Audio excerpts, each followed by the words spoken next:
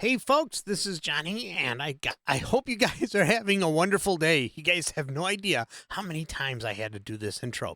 Um, so I hope you guys are all doing well. I haven't been around for a while. I am looking to get back into the swing of things. YouTube has reinstated my partnership program where I can monetize my videos. I can offer memberships, and during live streams, there'll be 2 or 3 a month.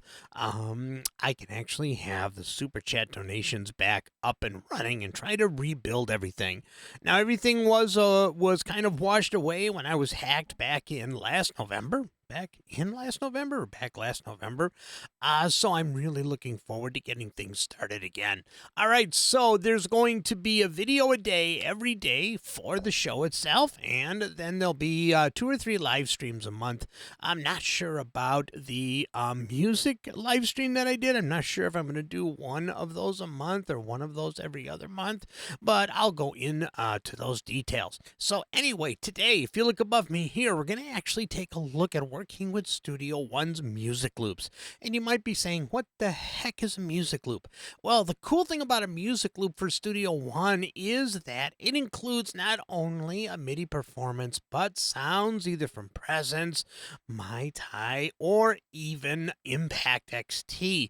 So you can not log, but you can drag these tracks in and you can change them. We can use the chord track to manipulate them. It is pretty darn cool. And there's already a bunch of pre-sequenced performances in each of these things. Now, there's also regular audio loops, which you do have some tuning ability. And then there's like sound samples and things like that you can drag in to Impact and build your own kits. But what we're going to look at today is we're just going to look at the music loops, and there might be a couple of videos on this subject. So let's see how this goes. As always, all of my stuff is unscripted, so we're just going to kind of go with it. But I don't want to do the videos make the videos too long because I want everybody to be able to digest all these things in pieces. So before we get started, if you guys could, please like and subscribe and become a member if you want to support the channel that way. Click on the join button. There are 3 super affordable levels with awesome benefits. Things like one-on-one training, and that's free, and maybe if I can get things really moving, using those members and doing a member music hour once a month. I think that would be cool. But like I said, everything is kind of still in the planning stages. All right, so here we are in the classroom, as you guys remember. And what we're going to take a look at is the music loop. So the first thing that we're going to do is we're going to click on this. We're going to click on a full song. That's a template that I have. All right, so now the cool thing about how Studio One works with the loops, we're just going to click on loops. So this brings us, you guys can see that I've been kind of going through and testing some of this stuff. Now, the important thing that I've done here, I'm actually going to take this right here and I'm going to choose, let's see, I actually want that blank. How am I going to make that blank? Like that. There we go. All right. So we're actually going to go by product, and then we're going to go by type. So what we're going to be looking at are the Studio One sound sets that I have installed on my computer. Now, whoops. Now, one of the things that I can do is I can do it this way. If I just go by type and maybe style. All right, that's not going to work that way. Let's see. Let's go by product. There we go. We'll go back to product and we're going to go by style. Now, if you look at how these are sorted by the different sound sets that are installed on my computer. So if I drop these down, we have the ability to open up all the pop stuff. Now there's audio loops, and as you scroll down on some of these, you'll see music loops. So let's sort this a little bit differently. Let's go with product and type. So now if we open these up, there we go. And you can see here, these are called musical files. So if I open up this, not everyone has musical files. So let me actually see if I can do this a little differently here. Let's see. We're going to go with instrument and type. Yeah, let's go with instrument and type. Let's see what this does. If I open up this, there we go. There's musical files. And if we open up, there we go. Okay, so now here are the music loops, and these are .music loop files. So if I click on this, and I get ready on the volume in case it's too loud, I'm going to click play. Okay.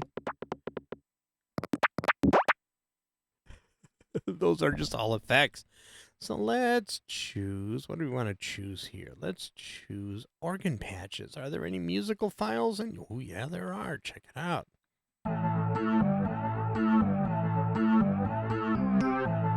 Ooh, that's cool.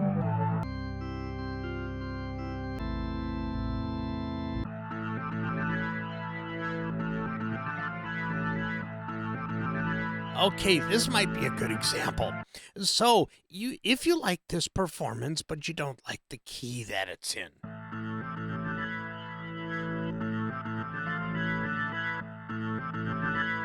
Get some good volume on that.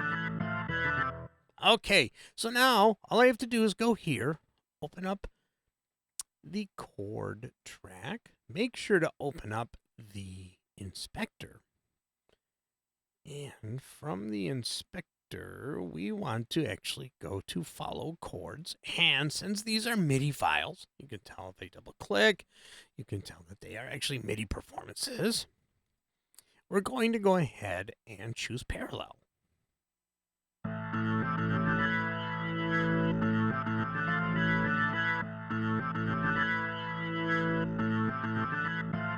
Now, let's say I wanted that to be in a different key. Let's go ahead and double click on that. And let's see what this does.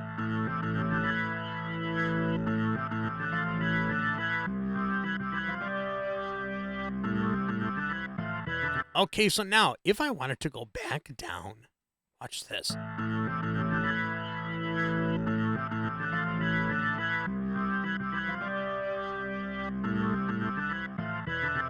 Okay, so now I can actually do this now. Let's put in another one. Let's make it go to F. If you double click on this, you can choose F.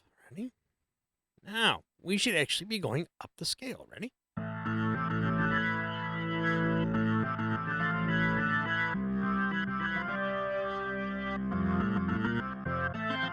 Okay, so you can see that there's a sustaining note here.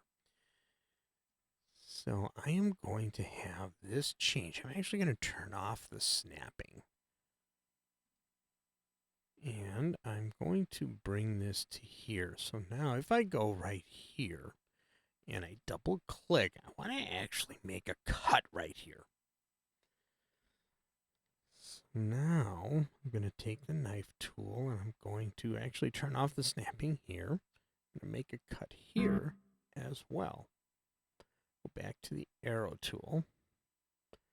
And I'm going to spread this out a little bit. Let me see if I can pull this guy over a little bit. There we go. I just want to create a gap. Just want to create a gap in between where I have the chord changing. All right. So let's see. Ready? Let's get this back down to here. And play.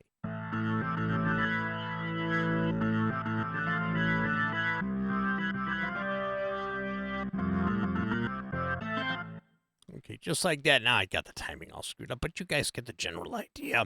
And it's going to give me the ability. Let's turn the snapping back on and go to 4. So if I go here, I'm going to actually link the editor with the arrange view. And I'm going to do this. So it starts right there. And I'm going to take this. See, should I do it this way? Yeah, you know what? I am going to do it this way. I'm going to see. I got that link there. Got that there. Turn on the snapping. There we go. Extend this. Extend this. Now, you don't have to go through all this. I just want to show you guys all of the things that are possible if you're going to be using the music loops like this.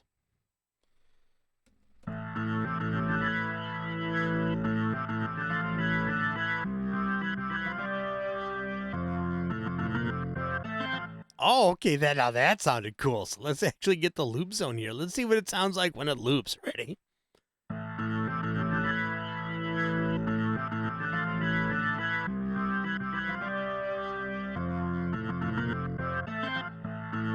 There you go. So you can take something as basic as what I chose here from the music loop part of this, and you can go into and edit the MIDI. You can also edit the chords. You can even edit the timing of the changes if you want to really make it something original. But the cool part is for people that don't actually play an instrument, this can be very, very useful if you're trying to construct a song from nothing or from the start. So let's go ahead and do this. Let's find some drums now. So let's see. Here's some more music loops, and these usually involve different kits within Impact.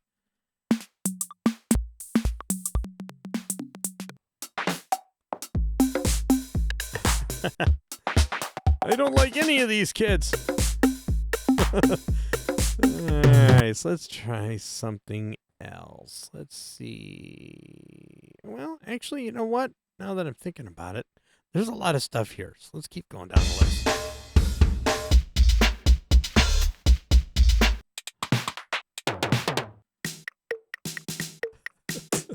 See, you could be here all day. Oh, there we go. All right, we're going to use this one. All right, so now, here we go. Let's go back to the mixer and kind of get a balance on these.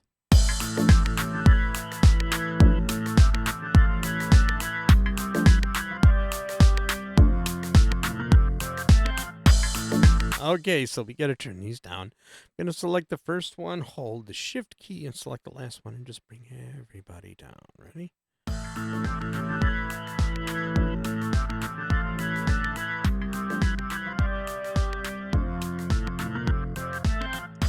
All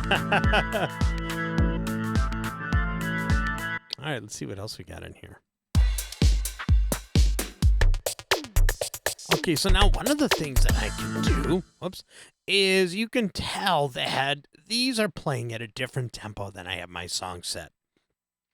So I've got my song set to 105. So all I have to do is click on this little guy right down here. And now the loops will play per the tempo I have set here. There we go. So let's see. I'm looking for the bass. I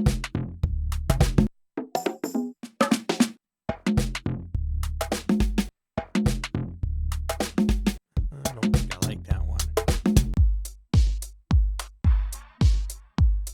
Ooh. Okay, so now I don't know if this is going to be in the same key, and some of this is guesswork, just so you guys know. So let's remove that and instrument. Let's see. Ready?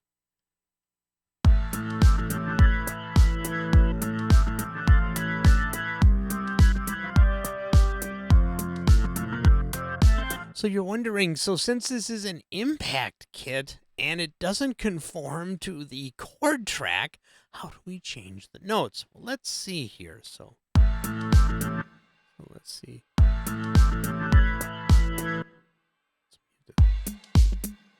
So where is the bass? Oh, it's right there. It's in the whole pattern.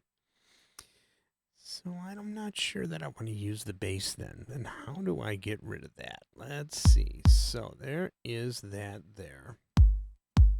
Now, for those of you that don't know Impact, when you click on a pad here in Impact, you can do pad focus. So if you hit your keys on your keyboard, things will actually follow, and this will actually end up following whatever pad you're on. But we're not going to turn on pad focus right now because I just want this.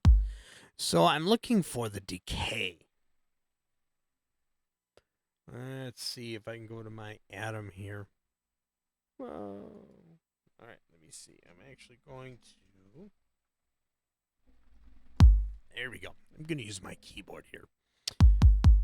So I want to cut off that bass. I don't want to hear that bass. Let's see if the decay works. Nope.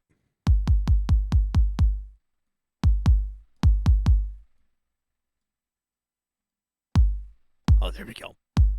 Now, in this case, I needed the pad focus. There we go. So now we've gotten rid of the bass note. Oop, there we go.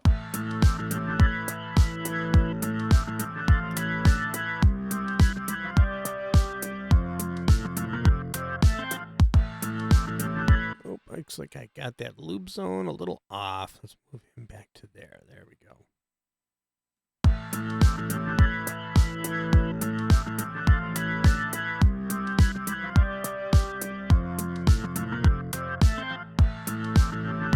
There we go.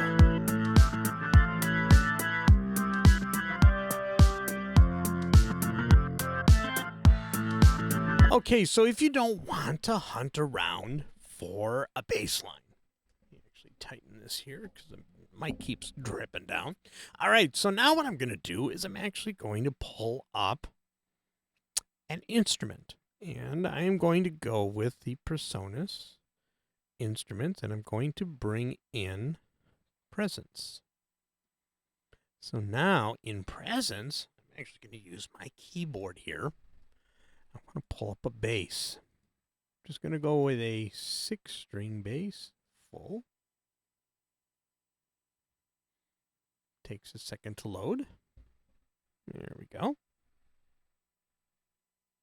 All right, so let's see here.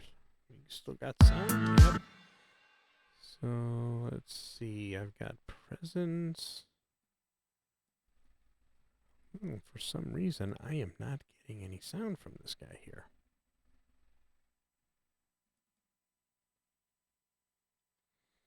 Here is open bass. Oh, that's cause I know why. It was too far down the scale because I actually moved the keyboard up. All right, let's open up the keyboard. There we go. Now let's find the key.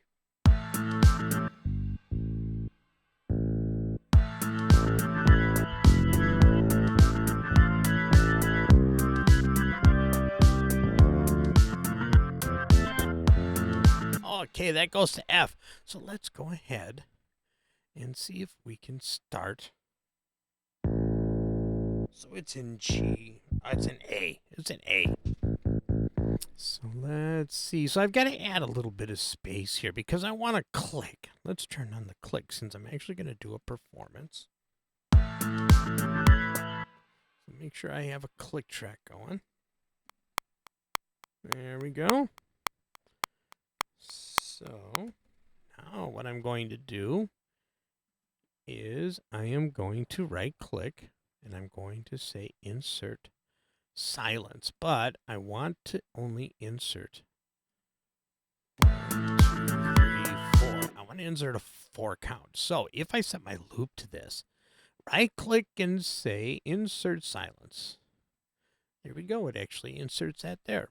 So now, in order to use the loop now, I can do this. I'm going to move the loop zone here. I'm going to shrink this down and move this out here. So now, you guys saw how I did all that, right?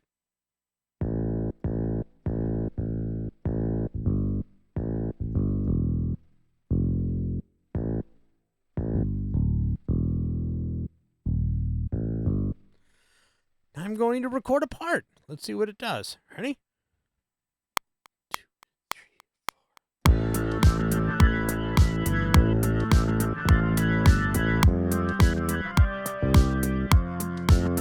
Wow, forgot how to do that. So we're going to undo that and try again. There we go, C and F. 2, 3, 4.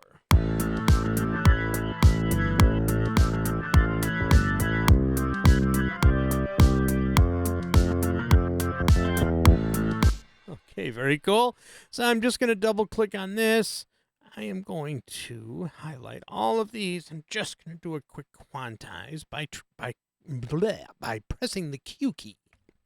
There we go. So now let's see what we got here.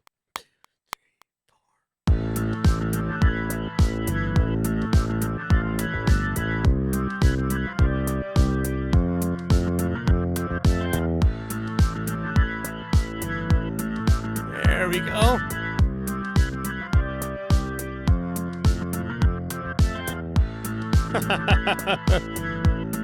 All right, so there you go. There is a little bit of an instruction on how to use the music loops that come with some of the PreSonus sound sets. So if you're just using the basic stuff from PreSonus, let's say you just downloaded Studio One and you've just loaded up all of the regular stuff that comes with it. You're not a Sphere member. You will be able to also go to loops and then go ahead, separate by instrument and type, or you can actually go ahead and separate by style and things like that. And it gives you a good selection of things to actually start building a song.